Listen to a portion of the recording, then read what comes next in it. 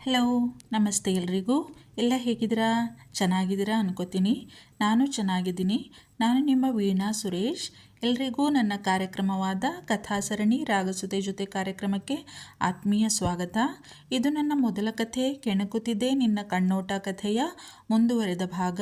Please ಎಲ್ಲ ನೋಡಿ ಕೇಳಿ ಸಬ್ಸ್ಕ್ರೈಬ್ ಮಾಡ್ಕೊಳ್ಳಿ ನನ್ನ ಚಾನೆಲ್ಗೆ. ನೋಡ್ತಾ ಇರೋರೆಲ್ಲರೂ ಸಬ್ಸ್ಕ್ರೈಬ್ ಮಾಡಿಕೊಂಡ್ರೆ ನನಗೂ ಕತೆ ಹೇಳೋಕ್ಕೂ ಉತ್ಸಾಹ ಬರುತ್ತೆ. ಪ್ಲೀಸ್ ಎಲ್ಲ ಸಬ್ಸ್ಕ್ರೈಬ್ ಮಾಡ್ಕೊಳ್ಳಿ. ನಾನು ಇವಾಗ ಬರ್ತಾಳೆ ಅಂತ ಕಾಯ್ತಾನೇ ಇದ್ದೆ ಸರ್. 8 ಗಂಟೆಯಾದರೂ ಬರಲಿಲ್ವಲ್ಲ, ಭಯ ಆಯಿತು. ಏನು ಮಾಡಬೇಕು ಅಂತಾನೇ ಗೊತ್ತಾಗಲಿಲ್ಲ. ಆಮೇಲೆ ನೆನಪಾಯಿತು ನೀವು ವಿಸಿಟಿಂಗ್ ಕಾರ್ಡ್ ಕೊಟ್ಟಿದ್ದು, ಅದಕ್ಕೆ ಕಾಲ್ ಮಾಡಿದೆ.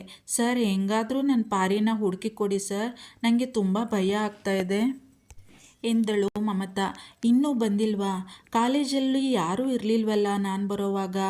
ಬಂದಿರಲೇಬೇಕಲ್ಲ ಹಾಸ್ಟೆಲ್ಗೆ ಅವಳು. ಏನಾಯಿತು ಕರೆಕ್ಟಾಗಿ ಹೇಳ್ತೀರಾ? ಸರ್, ಇವತ್ತು ಕಾಲೇಜ್ ಪ್ರೋಗ್ರಾಮ್ ಮುಗೀತಿದ್ದ ಹಾಗೆ ಪ್ರಾರ್ಥನಾಗೆ ಸ್ವಲ್ಪ ಕೆಲಸ ಇತ್ತು ಅಲ್ಲಿ. ನನ್ನ ಹಾಸ್ಟೆಲ್ಗೆ ಹೋಗಿರು, ನಾನು ಕೆಲಸ ಮುಗಿದ ತಕ್ಷಣ ಬರ್ತೀನಿ ಅಂತ ಕಳಿಸಿದ್ಲು ಸರ್.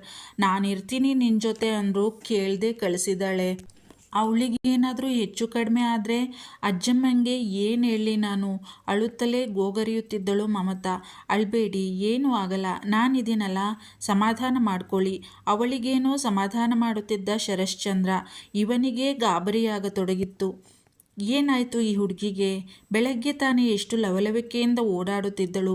ಅವಳ ಮೋಹಕ ರೂಪ ಕಣ್ಮುಂದೆ ಸುಳಿದು ಮತ್ತೂ ವಿಚಲಿತನಾದ ಶರಶ್ಚಂದ್ರ. ಛೇ, ಎಲ್ಲಿಗೆ ಹೋಗಿರಬಹುದು? ಎಲ್ಲೂ ಹೋಗಿರುವ ಸಂಭವ ಕಡಿಮೆ. ಅವಳಿಗೆ ಈ ಊರಿನ ಪರಿಚಯ ಕಡಿಮೆಯೇ. ಅದು ಅಲ್ಲದೆ ಅವಳೊಬ್ಬಳೇ ಹಾಗಿಲ್ಲ, ಎಲ್ಲೂ ಹೋಗುವ ಹುಡುಗಿಯಂತಿಲ್ಲ. ಮತ್ತೆ ಯೋಚಿಸಿದವ ಕಾರನ್ನು ಮತ್ತೆ ಕಾಲೇಜಿನ ಕಡೆಗೆ ತಿರುಗಿಸಿದ. ಕಾಲೇಜಿನಲ್ಲೇ ಒಂದು ಸಲ ನೋಡೋಣ, ಏನೂ ಆಗದಿರಲಿ ಭಗವಂತ, ದೇವರಲ್ಲಿ ಬೇಡಿದ. ಕಾಲೇಜಿಗೆ ಹೇಗೆ ಡ್ರೈವ್ ಮಾಡಿಕೊಂಡು ಬಂದನೋ ಅವನೇ ಬಲ್ಲ, ಅಷ್ಟು ಗಾಬರಿಯಿಂದ ಇದ್ದವ.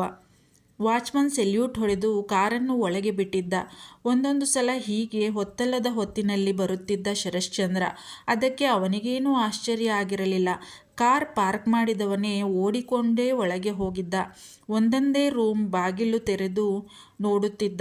ಭಯಕ್ಕೆ ಅಳು ಹೆಚ್ಚಾಯಿತು ಪ್ರಾರ್ಥನಾಗೆ. ದೇವರೇ, ಯಾರಾದರೂ ಬರ್ಲಪ್ಪ, ಭಯ ಆಯ್ತಾಯಿತೆ. ಬಾಗಿಲನ್ನು ಪದೇ ಪದೇ ಬಡಿದು ಯಾರಾದರೂ ಬಾಗಿಲು ತೆಗೀರಿ ಎಂದು ಕೂಗುತ್ತಲೇ ಇದ್ದಳು. ಪರಿಣಾಮ ಮಾತ್ರ ಶೂನ್ಯ. ಕೊನೆಗೆ ಕೂಗಲೂ ಶಕ್ತಿಯಿಲ್ಲದಂತಾಯಿತು ಅವಳಿಗೆ. ಅಳುತ್ತಾ ಕುಳಿತು ಬಿಟ್ಟಿದ್ದಳು. ಸುಸ್ತಿಗೆ ಕಣ್ಣು ಮುಚ್ಚಿ ಬರುತ್ತಿತ್ತು. ಇದರ ಜೊತೆಗೆ ಆ ಕೋಣೆಯಲ್ಲಿ ಗಾಳಿ ಬೆಳಕು ಸರಿಯಾಗಿ ಇಲ್ಲದ ಕಾರಣ ಉಸಿರಾಡಲೂ ಕಷ್ಟವಾಗುತ್ತಿತ್ತು ಅವಳಿಗೆ. ಎಲ್ಲ ರೂಮ್ಗಳನ್ನು ಹುಡುಕಿದ್ದ ಶರಶ್ಚಂದ್ರ ಅವಳ ಹೆಸರನ್ನು ಕೂಗಿ ಕೂಗಿ ಹುಡುಕುತ್ತಿದ್ದ. ಪ್ರಾರ್ಥನಾಳ ಪತ್ತೆ ಇಲ್ಲ. ಏನಾಯಿತು ಈ ಹುಡುಗಿಗೆ? ಭಯವೇ ಆಗತೊಡಗಿತು ಅವನಿಗೀಗ. ಥಟ್ಟನೆ ಕಾಲೇಜಿನ ಹಿಂಭಾಗದಲ್ಲಿದ್ದ ಸ್ಟೋರ್ ರೂಮ್ ಒಂದನ್ನು ನೋಡಿಲ್ಲ ಎನ್ನುವುದು ನೆನಪಾಯಿತವನಿಗೆ. ಅತ್ತ ಓಡಿದ. ಚಕಚಕನೆ ಬಾಗಿಲು ತೆರೆದ ಶರಶ್ಚಂದ್ರ.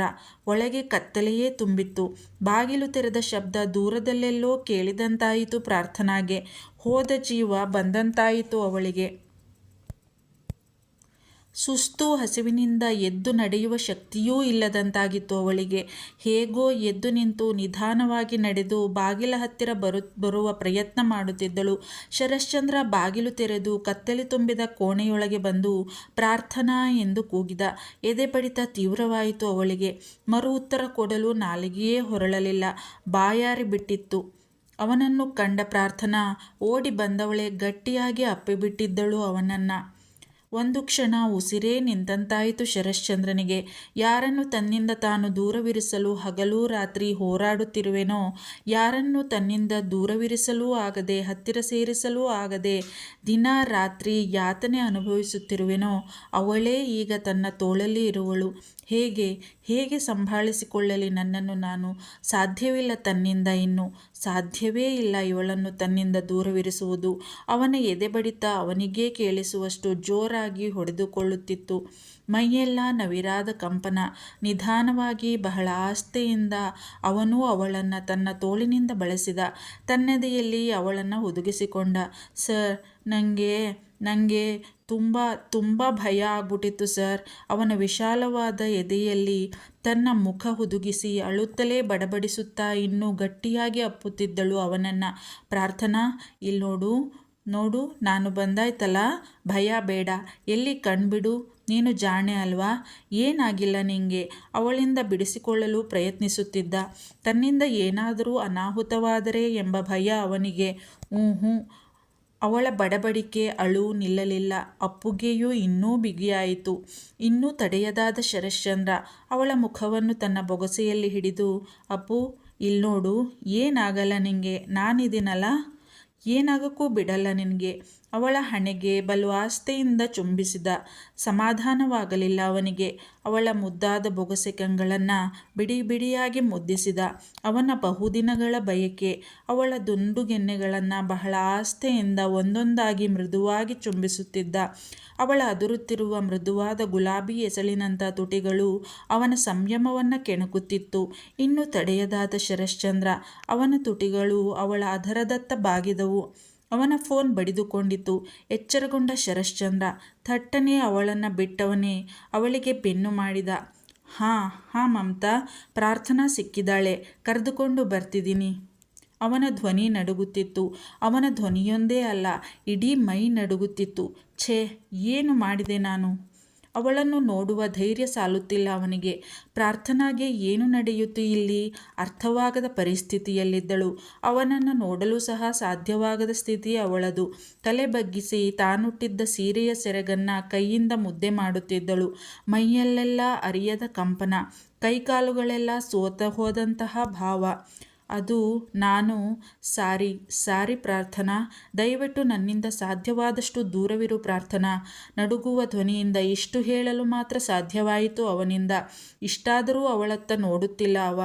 ಅವಳಿಗೆ ಬೆನ್ನು ಮಾಡಿಯೇ ನಿಂತಿದ್ದ. ನಿನ್ನ ಫ್ರೆಂಡ್ ಕಾಯ್ತಾ ಇರ್ಬೋದು, ಬಾ ಹೋಗೋಣ. ಒಂದೂ ಮಾತನಾಡಲಿಲ್ಲ ಪ್ರಾರ್ಥನಾ. ನಿಧಾನವಾಗಿ ಸೋತ ಕಾಲನ್ನೆಳೆದುಕೊಂಡು ಅವನ ಹಿಂದೆಯೇ ತಲೆ ಬಗ್ಗಿಸಿಕೊಂಡು ನಡೆದಳು. ಮಮತಾ ಹಾಸ್ಟೆಲ್ನ ಮುಂಭಾಗದಲ್ಲಿಯೇ ಕಾಯುತ್ತಾ ನಿಂತಿದ್ದಳು. ಇವಳನ್ನು ನೋಡಿದವಳೇ ಓಡಿ ಬಂದು ಅಪ್ಪಿದ್ದಳು. ಶರಶ್ಚಂದ್ರ ಅವಳನ್ನು ಅಲ್ಲಿ ಬಿಟ್ಟವನೇ ಅತ್ತ ತಿರುಗದೆ ಸರಸರನೇ ಹೊರಟು ಬಿಟ್ಟಿದ್ದ. ಮಮತಾ ಥ್ಯಾಂಕ್ಸ್ ಹೇಳಬೇಕೆಂದು ನೋಡಿದರೆ ಅವನಿರಲಿಲ್ಲ ಅಲ್ಲಿ. ಆಶ್ಚರ್ಯದಿಂದ ಅತ್ತ ನೋಡಿದಳು. ಕಾರ್ ಏರಿ ಹೊರಟು ಬಿಟ್ಟಿದ್ದ ಅವನು. ಪಾರಿ, ಏನಾಯ್ತೆ ನಿಂಗೆ? ಎಲ್ಲಿದ್ದೆ ನೀನು ಇಷ್ಟೊತ್ತುವೆ? ಎಷ್ಟು ಗಾಬರಿಯಾಗ್ಬಿಟ್ಟಿತ್ತು ನಂಗಂತೂ ಗೊತ್ತಾ. ಅದಕ್ಕೆ ನಿಂಗೆ ಹೇಳೋದು ನಾನು, ಒಂದು ಚಿಕ್ಕ ಫೋನಾರ ಮಡಿಕ ಅಂತವ. ಕೇಳಿಯಾ ನೀನು ನನ್ನ ಮಾತಾ? ಹೌದು, ಏನಾಯ್ತು ಪಾರಿ? ಎಲ್ಲಿ ಸಿಕ್ಕಿದ್ದು ನೀನು ಸರ್ಗೆ? ಏನೋ ಆವಯ್ಯ ಪ್ರೊಫೆಸರು ವಿಸಿಟಿಂಗ್ ಕಾರ್ಡ್ ಕೊಟ್ಟಿದ್ರು, ಅದಕ್ಕೆ ಸರೋಯ್ತು. ಪಾಪ ಕಾಲ್ ಮಾಡಿದ ತಕ್ಷಣ ಬಂದು ನಿನ್ನ ಹುಡ್ಡಿಗೆ ಕೊಟ್ಟವ್ರಲ್ಲ. ಎಷ್ಟು ಧನ್ಯವಾದ ಹೇಳಿದ್ರು ಕಡಿಮೆನೆಯ ಅವ್ರಿಗೆ. ಎಲ್ಲಿದ್ರೋ ಏನು ಕಥೆನೋ, ಆದ್ರೂ ಬಂದವರಲ್ಲ ಹೇಳಿದ ತಕ್ಷಣ. ತುಂಬ ಒಳ್ಳೆ ಜನ ಬಿಡು ಆವಯ್ಯ. ಒಂದೇ ಸಮನೆ ಮಾತನಾಡುತ್ತಲೇ ಇದ್ದಳು ಮಮತಾ.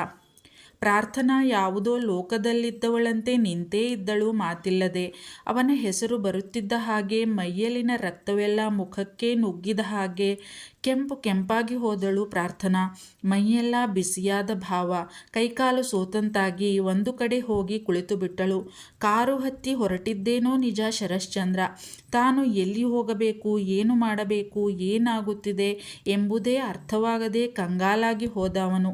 ಹೇಗೆ ಡ್ರೈವ್ ಮಾಡಿಕೊಂಡು ಮನೆ ತಲುಪಿದನೋ ಅವನಿಗೇ ತಿಳಿಯದ ಪರಿಸ್ಥಿತಿಯಲ್ಲಿದ್ದ.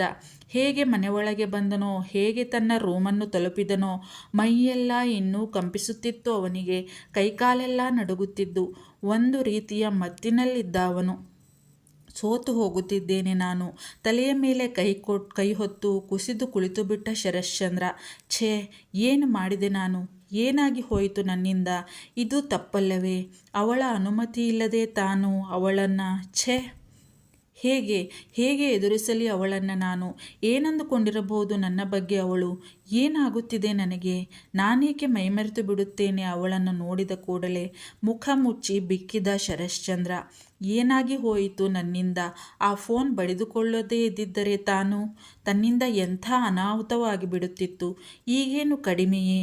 ಏನು ಮಾಡಿಬಿಟ್ಟೆ ನಾನು? ಹಾಗೆ ಮುದ್ದಾಡಿಬಿಟ್ಟೆನಲ್ಲ ಅವಳನ್ನು. ತಾನೇಕೆ ಸೋಲುತ್ತಿದ್ದೇನೆ ಪದೇ ಪದೇ ಅವಳಿಗೆ. ನನ್ನನ್ನು ನಾನು ಸಂಭಾಳಿಸಿಕೊಳ್ಳಲಾಗದೆ ಮೈಮರೆತು ಬಿಡುತ್ತೇನೆ ಅವಳ ಸನಿಹದಲ್ಲಿ. ಮತ್ತೇರಿಸಿ ಬಿಡುತ್ತದೆ ನನಗೆ ಅವಳ ಸನಿಹ, ಅವಳ ಸ್ಪರ್ಶ. ಅವಳು ಬಂದು ನನ್ನನ್ನು ಅಪ್ಪಿಕೊಳ್ಳದಿದ್ದರೆ ಇಷ್ಟೆಲ್ಲ ನಡೆಯುತ್ತಲೇ ಇರಲಿಲ್ಲ. ಅದೆಂತಹ ಅಪ್ಪುಗೆ. ಉಸಿರಾಡುವುದೇ ಕಷ್ಟವಾಗಿ ಬಿಟ್ಟಿತ್ತು ನನಗೆ. ಅಷ್ಟು ಬಿಗಿಯಾಗಿ ಅಪ್ಪಿಬಿಟ್ಟಿದ್ದಳು ನನ್ನ. ಏನು ಮಾಡಬೇಕೆಂದು ಅರ್ಥವೇ ಆಗಲಿಲ್ಲ ಒಂದು ಕ್ಷಣ ನನಗೆ. ನನ್ನೊಳಗೆ ಏನೋ ಆದಂತಹ ಭಾವ. ಮೈ ರೋಮಾಂಚನವಾಗಿ ಬಿಟ್ಟಿತ್ತು ಆ ಸಮಯದಲ್ಲೂ ನನಗೆ. ನಿಧಾನವಾಗಿ ನನ್ನ ಮೇಲೆ ನನ್ನ ಹಿಡಿತ ತಪ್ಪುತ್ತಿದೆ ಎನಿಸಿತ್ತು. ನನ್ನಿಂದ ಏನಾದರೂ ತಪ್ಪಾದರೆ ಎಂದೆನಿಸಿ ಅವಳಿಂದ ಬಿಡಿಸಿಕೊಳ್ಳಲು ಸಾಧ್ಯವಾದಷ್ಟು ಪ್ರಯತ್ನಪಟ್ಟೆ ನಾನು. ಅವಳ ಹಿಡಿತ ಇನ್ನೂ ಬಿಗಿಯಾಗಿ ಆಯಿತೇ ಹೊರತು ಸಡಿಲವಾಗಲಿಲ್ಲ. ಇನ್ನು ನನ್ನಿಂದ ಸಾಧ್ಯವಾಗಲಿಲ್ಲ ಸಂಭಾಳಿಸಿಕೊಳ್ಳಲು. ಎಷ್ಟೆಂದರೂ ನಾನು ಒಬ್ಬ ಸಾಮಾನ್ಯ ಮನುಷ್ಯ ತಾನೇ. ನನಗೂ ರಾಗ ದ್ವೇಷಗಳಿಲ್ಲವೇ, ಬಯಕೆಗಳಿಲ್ಲವೇ? ಅದರಲ್ಲೂ ಅವಳೆಂದರೆ ನನಗೊಂದು ತರಹದ ಹೇಳಲಾಗದ ಭಾವವಿದೆ. ಏನೆಂದು ನನಗಿನ್ನೂ ಅರ್ಥವಾಗುತ್ತಿಲ್ಲ. ಹೀಗಿರುವಾಗ ಹೇಗೆ ನಾನು ಸಂಯಮದಿಂದಿರಲಿ? ಅವಳನ್ನು ದೂರ ಸರಿಸಲಾಗಲಿಲ್ಲ ನನ್ನಿಂದ. ನನ್ನೆದೆಯಲ್ಲಿ ಹುದುಗಿಸಿಕೊಂಡು ಬಿಟ್ಟೆ ಅವಳನ್ನು. ಆ ಕ್ಷಣ, ಆ ಸಮಯ ಹೀಗೇ ನಿಂತು ಬಿಡಲಿ ಎನ್ನಿಸಿಬಿಟ್ಟಿತ್ತು ನನಗೆ. ನಾನು ನನ್ನ ಹಿಡಿತ ಸಡಿಲಿಸಿದರೆ ಅವಳು ಮತ್ತೆಂದೂ ನನಗೆ ಸಿಗದಿದ್ದರೆ ಎಂದೆನಿಸಿಬಿಟ್ಟಿತ್ತು ನನಗೆ. ತೋಳಬಂಧನ ಬಿಗಿ ಮಾಡಿದ್ದೆ. ಅವಳಿಗೆ ಸಮಾಧಾನ ಮಾಡುವಂತೆ ಅವಳ ತಲೆ ಸವರುತ್ತಿದ್ದೆ, ಬೆನ್ನು ನೇವರಿಸುತ್ತಿದ್ದೆ. ಆ ಸಮಯದಲ್ಲಿ ಬೆದರಿದ್ದ ಪ್ರಾರ್ಥನಾಳನ್ನು ಸಮಾಧಾನ ಮಾಡುವುದಷ್ಟೇ ನನ್ನ ಮನಸ್ಸಿನಲ್ಲಿತ್ತು. ನಿಲ್ಲುತ್ತಿಲ್ಲ. ಅವಳ ಬಡಬಡಿಕೆ ನಿಲ್ಲುತ್ತಿಲ್ಲ. ಅಷ್ಟು ಭಯ ಬಿದ್ದಿದ್ದಳು ಅವಳು. ಅದೆಷ್ಟು ಹೊತ್ತಿನಿಂದ ಆ ಗಾಳಿ ಬೆಳಕು ಇಲ್ಲದ ರೂಮ್ನಲ್ಲೇ ಇದ್ದಳೋ ಪಾಪ. ತುಂಬ ಭಯದಲ್ಲಿದ್ದಳು. ಅದೇ ಭಯದಲ್ಲೇ ನನ್ನನ್ನು ಕಂಡು ಓಡಿ ಬಂದು ಅಪ್ಪಿದ್ದಳು ಅವಳು ಬಹುಶಃ. ಪಾಪ, ನನಗೇನೋ ಆಗಿ ಹೋಗುತ್ತದೆ ಎಂದು ಭಯಪಟ್ಟಿರಬೇಕು ಹುಡುಗಿ. ಸದ್ಯ ಬದುಕಿದೆ ಎಂಬ ಸಮಾಧಾನವಾಗಿರಬೇಕು ಅವಳಿಗೆ. ಮತ್ತೆ ಮತ್ತೆ ತನ್ನ ಅಪ್ಪುಗೆ ಬಿಗಿಗೊಳಿಸುತ್ತಾ ಬಡಬಡಿಸುತ್ತಿದ್ದಳು. ನನ್ನ ಎದೆಯಲ್ಲಿ ಮುಖ ಹುದುಗಿಸಿ ಭಯದಿಂದ ಕಂಪಿಸುತ್ತಿದ್ದಳು ಹುಡುಗಿ. ಅವಳ ಆ ಅಪ್ಪುಗೆ, ಅವಳ ಕಂಪಿಸುವ ತನು ನನ್ನೊಳಗೆ ಅವಳ ಬಗ್ಗೆ ಮೊದಲೇ ಇರುವ ಯಾವುದೋ ಒಂದು ಭಾವವನ್ನು ಬಡಿದೆಬ್ಬಿಸಿತು. ಮೊದಲೇ ಬೆಳಗ್ಗಿನ ಅವಳುಟ, ಸೀರೆಯಲ್ಲಿನ ಅವಳ ಸೊಬಗು, ಅವಳ ಆ ಮೋಹಕ ಕಣ್ಣೋಟ, ಮೈ ಮರೆಸುವ ಅವಳ ಮೈಸಿರಿ, ಅವಳ ಆ ಹಾಡು, ಅದರಲ್ಲಿನ ಭಾವ, ಎಲ್ಲವೂ ನನ್ನನ್ನು ಬಹಳವಾಗಿ ಕಾಡುತ್ತಿತ್ತು. ಈಗ ನಾನು ಮೈಮರೆಯುವಂತೆ ಮಾಡುವ ಅವಳೇ ನನ್ನ ತೋಳಬಂಧನದಲ್ಲಿದ್ದಾಳೆ. ನನ್ನೆದೆ ಗೂಡಿನಲ್ಲಿ ಮುಖವಿಟ್ಟಿದ್ದಾಳೆ. ಹೇಗೆ ನನ್ನ ಮೈಮನಸ್ಸನ್ನು ಹಿಡಿತದಲ್ಲಿಟ್ಟುಕೊಳ್ಳಲಿ ನಾನು? ಇಲ್ಲ, ಸಾಧ್ಯವಾಗಲಿಲ್ಲ ನನ್ನಿಂದ. ಅವಳ ಮುಖವನ್ನು ನನ್ನ ಬೊಗಸೆಯಲ್ಲಿ ಹಿಡಿದೆ. ಅವಳು ಕಣ್ಣು ಮುಚ್ಚಿಯೇ ಇದ್ದಳು. ಅತ್ತಿದ್ದಳಲ್ಲ. ಮುಖವೆಲ್ಲ ಕೆಂಪಾಗಿ ಹೋಗಿತ್ತು ಅವಳದು. ಮುಚ್ಚಿದ್ದ ಕಂಗಳಿಂದ ಕಂಬನಿ ಇಣುಕುತ್ತಿತ್ತು. ಇನ್ನು ತಡೆಯದಾದೆ ನಾನು. ಮುಚ್ಚಿದ್ದ ಅವಳ ಬೊಗಸೆ ಕಂಗಳನ್ನು ಒಂದೊಂದಾಗಿ ಮುದ್ದಿಸಿದೆ. ಅವಳ ಕಂಗಳ ಕಂಬನಿಯನ್ನು ನನ್ನ ತುಟಿಗಳಿಂದ ತೊಡೆದೆ. ನನ್ನ ಕೈಯೊಳಗಿದ್ದ ಅವಳ ಆ ಮೃದುವಾದ ದುಂಡುಗೆನ್ನೆಗಳನ್ನು ಬಹಳ ನಾಜೂಕಾಗಿ, ಬಹಳ ಆಸ್ಥೆಯಿಂದ ಚುಂಬಿಸಿದೆ. ಸಾಧ್ಯವಾಗಲಿಲ್ಲ ಬಿಡಲು. ಮುದ್ದಿಸಿದಷ್ಟು ಮತ್ತೂ ಬೇಕೆನಿಸುವ ಆಸೆಯಾಗುತ್ತಿತ್ತು ನನಗೆ. ಅವಳ ಅದರುತ್ತಿರುವ ಜೇನಿನ ಅಧರಗಳಂತೂ ನನ್ನನ್ನು ಇನ್ನಿಲ್ಲದಂತೆ ಸೆಳೆಯುತ್ತಿದ್ದವು. ತಾಳಲಾರದೆ ಒಂದು ತರಹದ ಮತ್ತಿನಲ್ಲಿ ಅವುಗಳತ್ತ ಬಾಗಿದೆ. ಮತ್ತೆ ಅಲ್ಲಿ ನಡೆದ ಘಟನೆ ಕಣ್ಮುಂದೆ ಬರುತ್ತಿತ್ತು ಅವನಿಗೆ. ಅವಳ ಮುಚ್ಚಿದ್ದ ಮುದ್ದಾದ ಕಂಗಳು, ನಾನು ಪ್ರತಿ ಸಲವೂ ಸ್ಪರ್ಶಿಸಲು ಬಯಸುತ್ತಿದ್ದ ಕೆಂಪಾದ ದುಂಡು ಕೆನ್ನೆಗಳು. ಅಬ್ಬಾ, ಎದೆಯ ಮೇಲೆ ಕೈಯಾಡಿಸಿದ ಅವಳ ಆ ಅದರುತ್ತಿದ್ದ ತುಟಿಗಳು ಪ್ರತಿ ಸಲ ನನ್ನ ಸಂಯಮವನ್ನು ಸಡಿಲಿಸಿ ಬಿಡುತ್ತವೆ. ನಾನು ನಾನಾಗಿರುವುದಿಲ್ಲ. ಏನೋ ಹೇಳಲಾಗದ ಭಾವ ನನ್ನನ್ನು ಆವರಿಸಿಬಿಡುತ್ತದೆ. ಒಂದು ತರಹದ ಮತ್ತವು ನನ್ನನ್ನು ಆವರಿಸಿಬಿಡುತ್ತದೆ. ಯೋಚಿಸಿದವನ ಮೈಮನಗಳೆರಡೂ ಬಿಸಿಯೇರಿದ ಅನುಭವ. ಧಡಕ್ಕನೆ ಎದ್ದವನೇ ತನ್ನ ಬಾತ್ರೂಮ್ ಹೊಕ್ಕು ತಣ್ಣೀರಿಗೆ ತಲೆಕೊಟ್ಟು ನಿಂತುಬಿಟ್ಟ ಶರಶ್ಚಂದ್ರ. ಮನಸ್ಸಿನ ತಳಮಳ, ತುಮುಲ, ಯಾವುದೋ ಅರಿಯದ ಬಯಕೆಯ ದಾಹ ತಣಿಯದಾಯಿತು ಅವನಿಗೆ. ಅವನ್ನೆಲ್ಲ ಮನದ ಬೇಗುದಿಗಳು ಕಣ್ಣೀರಾಗಿ ನೀರಿನಲ್ಲಿ ಕರಗುತ್ತಿದ್ದವು. ಬಿಕ್ಕುತ್ತಿದ್ದ ಶರಶ್ಚಂದ್ರ. ಏನು ಮಾಡಲಿ ನಾನು ಭಗವಂತ? ನನ್ನ ಮನದ ಬಯಕೆಗಳಿಗೆ ಬೇಲಿ ಹಾಕಲು ಯತ್ನಿಸಿ ಸೋತು ಹೋಗುತ್ತಿದ್ದೇನೆ ಪ್ರತಿ ಸಲವೂ. ಪ್ರತಿ ಕ್ಷಣ, ಪ್ರತಿ ನಿಮಿಷ ಅವಳದೇ ಯೋಚನೆಯಲ್ಲಿ ಹೈರಾಣಾಗುತ್ತಿದ್ದೇನೆ. ಈಗೀಗ ಏನೇ ಮಾಡಿದರೂ ಅವಳನ್ನು ನೋಡದೇ ಇರಲು ಸಾಧ್ಯವಾಗದ ಪರಿಸ್ಥಿತಿ ತಲುಪಿದ್ದೇನೆ. ಅವಳ ಬಗ್ಗೆ ಯೋಚಿಸದೇ ಇರಲು ಸಾಧ್ಯವೇ ಇಲ್ಲ ನನ್ನಿಂದ. ಅವಳನ್ನು ಬಯಸದೇ ಇರಲು ಸಾಧ್ಯವೇ ನನ್ನಿಂದ? ಸಾಧ್ಯವಿಲ್ಲ, ಖಂಡಿತ ಸಾಧ್ಯವೇ ಇಲ್ಲ. ಇಂದು ಮುಂದಂತೂ ಖಂಡಿತ ನನ್ನಿಂದ ಅಸಾಧ್ಯ. ಹೇಗೆ ಕಡಿವಾಣ ಹಾಕಲಿ ನನ್ನ ಮನಸ್ಸಿನ ಭಾವನೆಗಳಿಗೆ, ಬಯಕೆಗಳಿಗೆ? ಯೋಚಿಸಿ ಸೋತು ಹೋದ ಶರಶ್ಚಂದ್ರ. ಮಮತಾ ಒಂದೇ ಸಮನೆ ಮಾತನಾಡುತ್ತಲೇ ಇದ್ದಳು. ಪ್ರಾರ್ಥನಾ ಈ ಪ್ರಪಂಚದಲ್ಲೇ ಇಲ್ಲ. ಯೋಚನಾ ಶಕ್ತಿಯೇ ಇಲ್ಲದಂತಾಗಿ ಬಿಟ್ಟಿತ್ತು ಅವಳಿಗೆ. ನಡೆದಿದ್ದು ನಿಜವೇ ಅಥವಾ ಕನಸೇ ಎಂಬುದು ಅವಳ ಅರಿವಿಗೂ ನಿಲುಕುತ್ತಿಲ್ಲ. ಏ ಪಾರಿ, ಆವಾಗ್ಲಿಂದ ಬಡ್ಕೋತಾನೆ ಇವನಿ, ಗರ ಬಡ್ದವ್ರಂಗೆ ಕೂತಿದ್ದಿ. ತುಂಬ ಭಯ ಆಗಿರ್ಬೋದಲ್ವ ನಿಂಗೆ? ಎಲ್ಲಿದ್ದೆ ನೀನು? ಹೆಂಗಾತು ಇಷ್ಟೆಲ್ಲವ? ಹೋಗ್ಲಿ ಬಿಡು, ಸಿಕ್ದಲ್ಲ ಅಷ್ಟೇ ಸಾಕು. ಬಾ ರೆಸ್ಟ್ ಮಾಡುವಂತೆ. ಗೆಳತಿಯ ಹೆಗಲು ಬೆಳೆಸಿ ಎಬ್ಬಿಸಿ ಕರೆದುಕೊಂಡು ಹೋದಳು. ಒಂದು ಮಾತಿಲ್ಲದೆ ಹೋಗಿ ತನ್ನ ಕಾಟ್ ಮೇಲೆ ಕುಳಿತಿದ್ದಳು ಪ್ರಾರ್ಥನಾ. ಮಲ್ಗು ಪಾರಿ. ಆವಯ್ಯ ಪ್ರೊಫೆಸರ್ ಸರ್ಗೆ ನಾಳೆನಾರ ಥ್ಯಾಂಕ್ಸ್ ಹೇಳಬೇಕು. ಪಾಪ ಆ ರಾತ್ರಿನಾಗಾರು ಬಂದು ಹುಡುಕೊಟ್ಟವ್ರೆ ನಿನ್ನ. ತನ್ನಲ್ಲೇ ಕೊಣಕಿಕೊಂಡಳು ಮಮತಾ. ಅದು ಇವಳಿಗೂ ಕೇಳಿಸಿ ಸಣ್ಣದಾಗಿ ಕಂಪಿಸಿದಳು. ಅವನ ಬಿಸಿ ಉಸಿರು ಮುಖವನ್ನು ಸೋಕಿದಂತಾಗಿ